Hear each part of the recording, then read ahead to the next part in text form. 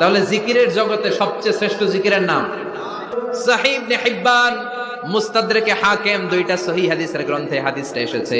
সাইয়েদনা আবু সাঈদ আল খুদরি হাদিসের বর্ণনাকারী বিশ্বনবী বললেন, মুসা আলাইহিস সালাম আল্লাহর ডেকে বললেন, আল্লাহ আল্লিমনি কালিমাতান আদউ বিহা, ও আল্লাহ এমন একটা স্পেশাল জিকির আপনি আমারে শিক্ষা দেন, এই জিকির দিয়ে আমি আপনারে ডাকবো, এই জিকিরটা জানবে শুধু আমি আর জানবেন আপনি, দুনিয়ার কেউ জানবে না।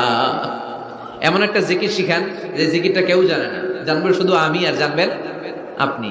আল্লাহ বললেন, মুসা পড়ো লা ইলাহা। মুসা আলাইহিস সালাম বললেন, আল্লাহ জিজ্ঞেস করলাম কি আর কইলেন কি?